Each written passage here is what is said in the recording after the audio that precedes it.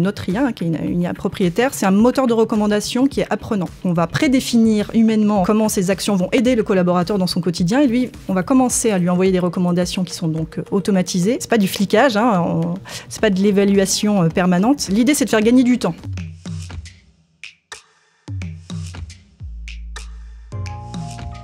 En quelques mois, vous, dirigeants d'une petite, moyenne ou très grosse entreprise, avez dû attraper le train de la digitalisation accélérée et du management à distance. Mais comment y faire monter tous vos collaborateurs? Comment les motiver, les former à vitesse grand V? Insideboard, leader mondial de la conduite du changement, propose de mêler conseils stratégiques et intelligence artificielle. Sa directrice marketing est notre invitée. Portrait. Diplômée de l'école de management de Grenoble, Mélissa Plénier travaille depuis 17 ans dans le marketing B2B avec 2 domaines de prédilection, le conseil et les produits technologiques. Passée par le cabinet Deloitte, Mélissa s'est intéressée à la transformation de la relation client et a vécu de près la conduite du changement en pilotant le déploiement de Salesforce au sein du cabinet. Séduite par cette expérience et la personnalité de Michael Bentolila, le cofondateur d'Insideboard, elle décide de rejoindre l'aventure de la start-up française fondée en 2014 pour accompagner les entreprises dans leur transformation digitale. Elle est aujourd'hui VP of Marketing de la plateforme qui rend les collaborateurs acteurs du changement plutôt que de le subir. Comment? Par le digital et à travers une dose d'intelligence artificielle pour personnaliser la relation dans la durée. Bonjour Mélissa Plénier. Bonjour. Et bienvenue sur le plateau de Ouais, être acteur du changement plutôt que de le subir. C'est la transformation dont on parle beaucoup en ce moment. Alors il y a la transformation digitale évidemment, mais pas que, puisque on va voir que c'est de la transformation aussi en général. C'est la conduite du changement. On va préciser tout de suite que votre plateforme, qui compte 150 000 utilisateurs, ce ne sont pas des petites ou des moyennes entreprises. On va parler aujourd'hui des gros navires, des très très gros comptes. Ce sont des grandes entreprises du CAC 40 dont vous vous occupez. Pourquoi ces très grosses entreprises qui comptent plusieurs centaines, voire plusieurs milliers de collaborateurs ont besoin de vous, Insideboard?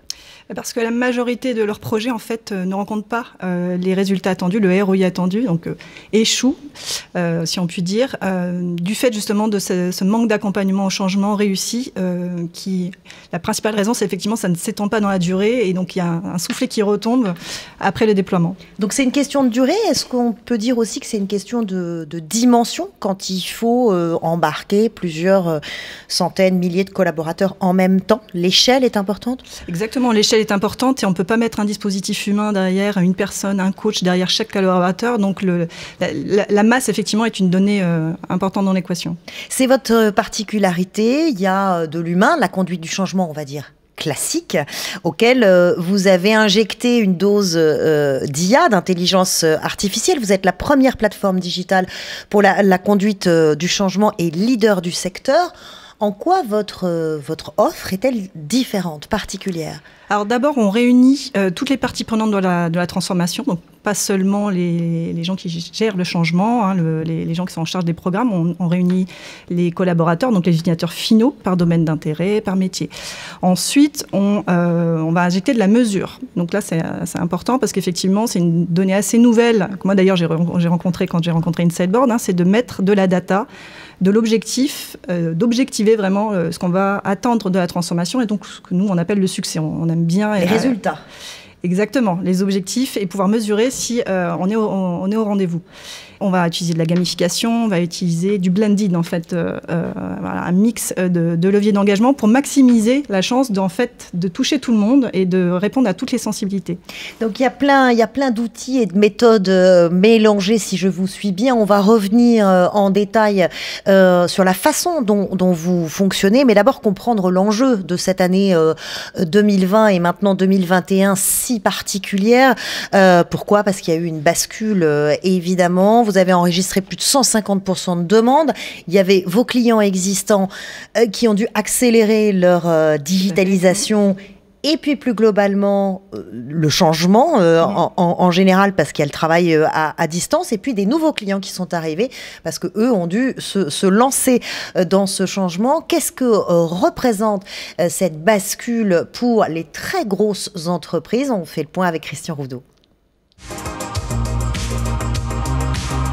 Le Covid a donné un violent coup d'accélérateur version Ferrari à la transformation digitale des entreprises. Selon une étude du cabinet McKinsey, le processus de digitalisation aurait été accéléré de 7 ans.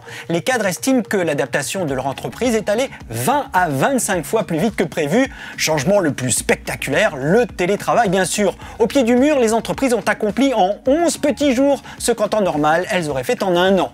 Pour ce faire, il a fallu recourir à plus de technologies de pointe, accélérer la sécurité des données et la migration vers le cloud. Cette métamorphose est aussi culturelle. Les nouvelles pratiques nées de la crise sanitaire auraient fait voler en éclats les résistances au changement et les fameux silos organisationnels. L'impact a été si fort qu'il devrait être durable, voire irréversible. 54% des cadres estiment que le télétravail va se poursuivre après la crise. Dans le monde de l'entreprise comme ailleurs, il y aura un avant et un après Covid.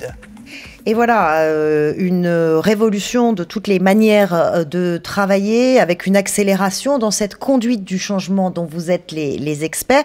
Il y a plusieurs volets, hein. Il y a de la stratégie, il y a de l'opérationnel, il y a du managérial, il y a du culturel. Quel est le process pour embarquer, à la fois du côté manager et du côté collaborateur, une entreprise dans ce changement? Alors en fait, les étapes, elles sont simples. D'abord, effectivement, on va identifier toutes les parties prenantes et donc les connecter entre elles. Donc on reproduit dans notre plateforme en fait toute la hiérarchie, si c'est comme ça que l'entreprise veut l'organiser, dans notre plateforme, et effectivement on s'organise en communauté comme je disais précédemment. Ensuite, on travaille avec les personnes qui gèrent le changement dans l'entreprise et souvent les managers sont impliqués, sont consultés ces indicateurs de succès. Donc comment on va mesurer et ensuite on paramètre en fait avec les entreprises, ces différents leviers, le gaming, les challenges, le micro-learning si elles en veulent, ou on les connecte à d'autres systèmes d'e-learning, puisque nous, on n'est pas des spécialistes de la formation, comme MyTrailhead par exemple, chez un client chez Engie qui utilise en fait du coup un système global avec Insideboard qui vient mesurer l'ensemble des différents leviers et qui intègre effectivement le levier de l'e-learning. Il faut piloter cette conduite du changement. Je voudrais qu'on comprenne comment vous alliez l'humain et le process et la dose d'intelligence artificielle, la technologie, et ce que ça donne pour l'accompagnement au quotidien, concrètement, des managers et des collaborateurs. L'IA qu'on utilise chez Insideboard, qui est notre IA, qui est une IA propriétaire, c'est un moteur de recommandation qui est apprenant. Donc, c'est du machine learning. Donc, effectivement, à la base de l'IA, de ce moteur, c'est de l'intelligence humaine. C'est-à-dire qu'on va venir identifier quels sont les contenus qui seront dans notre plateforme de formation, de partage d'expériences, d'interviews, de sponsors, qui vont correspondre à tel indicateur. Donc, on va prédéfinir humainement, en fait, comment ces actions vont aider le collaborateur dans son quotidien. Et lui, on va commencer à lui envoyer des recommandations qui sont donc automatisées. Et là, la machine apprend et regarde si, effectivement, les recommandations qu'on lui fait sont pertinentes et ont un impact sur sa progression. Mais qu'on comprenne bien, cette IA, elle sert à affiner les modèles et à personnaliser l'accompagnement? Exactement, oui. Elle va personnaliser déjà par rapport au collaborateur en question, où il en est dans son parcours. Donc on le sait parce que lui aussi, il a ses indicateurs projetés à un niveau individuel. Donc typiquement, si on parle d'une transformation d'un CRM, on va avoir envie qu'un commercial, par exemple, progresse dans son process commercial, qui prépare ses rendez-vous, qui poste ensuite les comptes rendus. Donc tout ça, on va le mesurer, si c'est ce que le client veut mesurer en termes d'objectifs. Et en fonction de où il est dans sa note, on va dire, de succès, parce qu'on est vraiment dans la valorisation positive, on ne va pas lui envoyer les mêmes recommandations d'action ou de contenu. Mais c'est de la data circulaire, parce que plus vous utilisez cette IA sur, on l'a dit, c'est des centaines, parfois des milliers de collaborateurs. Exactement. Ça vous permet de récolter de l'information que vous allez remettre dans les tuyaux après. Exactement. Et on affine au fur et à mesure. C'est quand même très automatisé quand on vous écoute. Alors, vous m'avez dit que c'était positif, qu'au départ, il y avait de l'humain. Mais quand vous le décrivez, ça peut faire un petit peu peur. Qui décide du contenu? Qui le change? Où est l'humain? Alors c'est l'entreprise qui décide du contenu, c'est lui qui connaît en fait le projet. Alors il peut se faire aider soit par des cabinets de conseil, justement nos partenaires avec qui on travaille. On donne aussi des conseils d'optimisation, mais c'est quand même l'équipe projet qui gère le contenu. La machine est là finalement pour apprendre quel est le modèle le plus performant et automatiser tout ce qui est automatisable et qui finalement n'a pas forcément une forte valeur ajoutée pour les humains parce qu'ils vont passer beaucoup de temps à cibler du contenu par rapport à tel ou tel individu. En revanche, les retours et le dialogue qui est instauré dans la plateforme avec la dimension sociale, qui est quand même importante, le fait de aussi identifier des ambassadeurs et leur permettre de prendre la parole dans la plateforme pour justement venir aider leurs collègues. Et on sait que 5% d'ambassadeurs suffisent à embarquer 80% de collaborateurs. Les ambassadeurs, précisons, c'est eux-mêmes des collaborateurs qui ont été convaincus par cette conduite du changement, qui l'ont plutôt bien intégré et qui sont comme des parrains et qui vont tenir la main des plus résistants ou des plus novices. C'est bien ça? C'est exactement ça. Et d'ailleurs, nous, on parle d'ambassadeurs naturels, c'est-à-dire qu'on peut avoir des phénomènes dans les schémas traditionnels de change management, d'avoir des ambassadeurs qui peuvent être un peu désignés. Nous, en fait, on utilise justement une fonctionnalité dans Insideboard qui permet en fait de détecter les meilleurs utilisateurs et donc un potentiel vivier d'ambassadeurs et de leur proposer en fait ce rôle, de leur donner des droits supplémentaires et d'effectivement regarder s'ils ont ce pouvoir d'influence qui embarque en fait les collaborateurs. Mais ça reste via une plateforme. On est quand même toujours avec c'est du digital. Donc. C'est du digital, mais c'est comme sur un réseau social type Facebook, on voit qu'il y a quelqu'un qui est connecté dans la même ville, au même endroit où on se trouve. Voilà, et ça déclenche aussi la discussion et potentiellement la rencontre physique. Et d'ailleurs, c'est ce qu'on a constaté dans un de nos clients dans le secteur de la banque, par exemple, qui l'utilise pour animer un projet de transformation d'entreprise. Au démarrage, effectivement, l'idée, c'était de constituer des communautés digitales. Et en fait, au final, les gens se sont eux-mêmes réunis physiquement au petit déjeuner, quand c'était encore possible, c'était avant le Covid, voilà, pour poursuivre l'échange de manière physique. Donc, ça reste quand même évidemment un sujet humain, éminemment humain, et de la rencontre physique. Ce qui est sûr, c'est qu'on est extrêmement loin, à des années-lumière, des formations classiques qu'on a pu connaître. Je vous propose de faire un petit voyage dans les années 70. Cette cellule de créativité réunit des participants de formations diverses, de la secrétaire à l'ingénieur.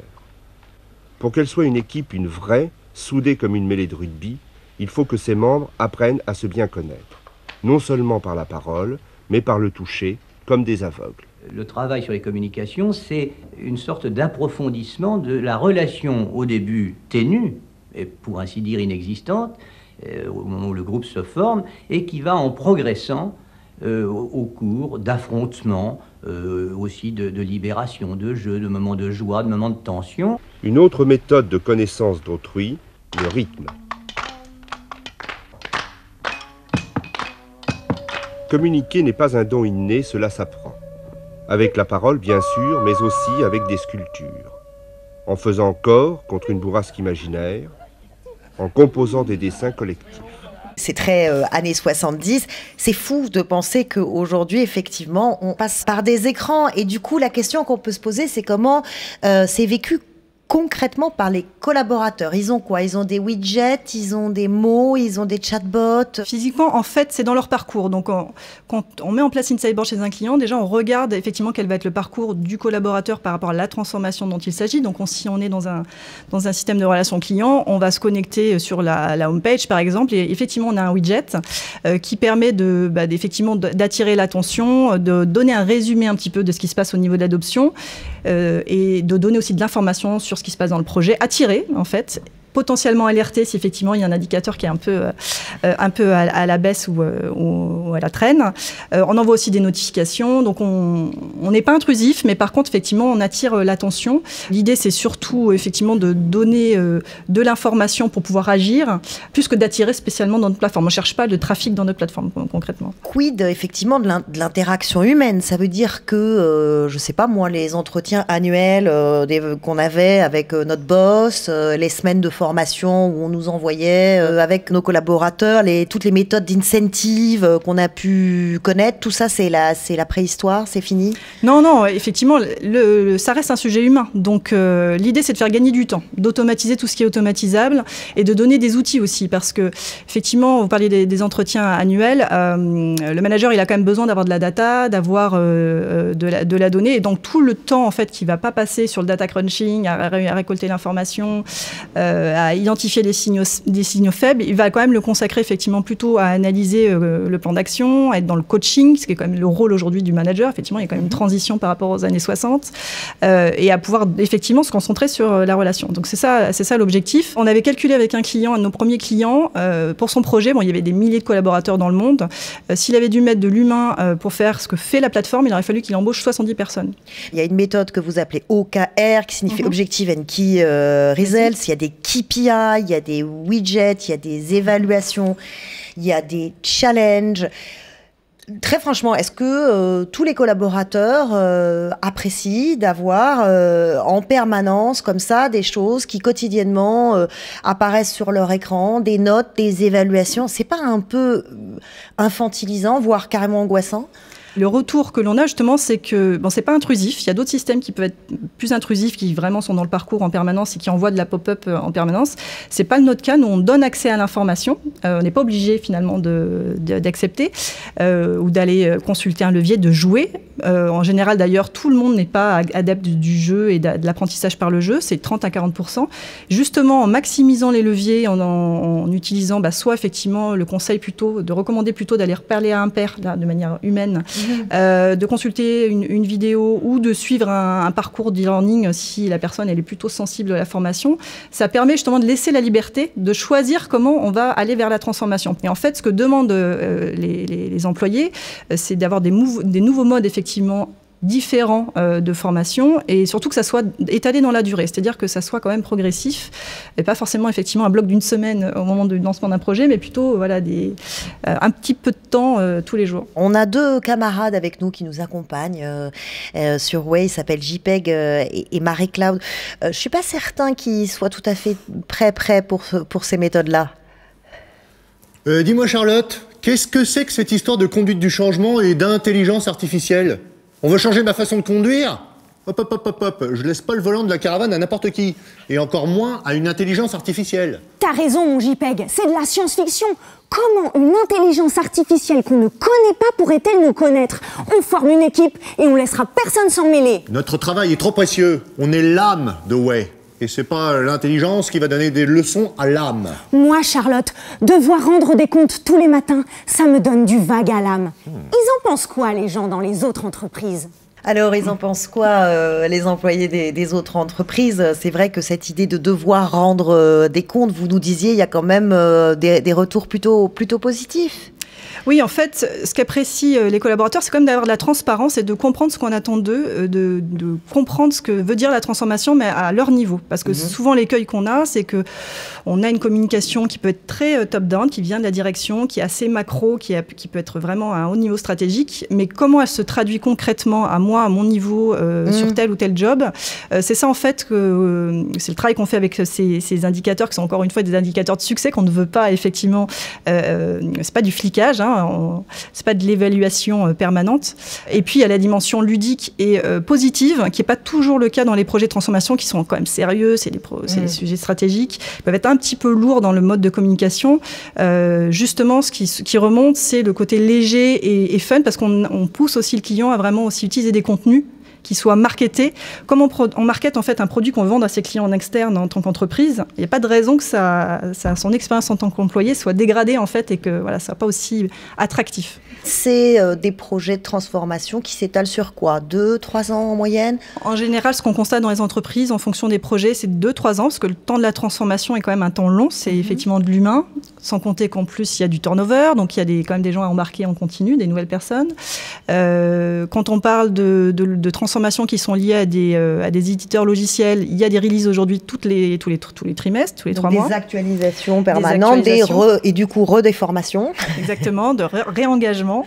Donc effectivement, la transformation, c'est un temps long qui a en plus plusieurs étapes. Il y a au début, effectivement, la préparation, le lancement, une montée en maturité, la pérennisation. Donc les objectifs ne sont pas les mêmes et les enjeux ne sont pas les mêmes en fonction de ces phases. Merci beaucoup Mélissa Plénier d'être venue nous raconter comment les grosses, très grandes entreprises abordent ces grands changements et donc cette conduite du changement avec pour défi et pour challenge d'embarquer tous leurs collaborateurs dans ce processus. Merci infiniment. Merci à vous.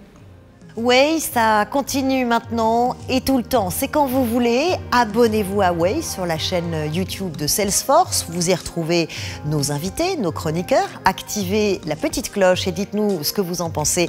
Nous lisons vos messages, nous les prenons en compte. Rejoignez-nous sur Way.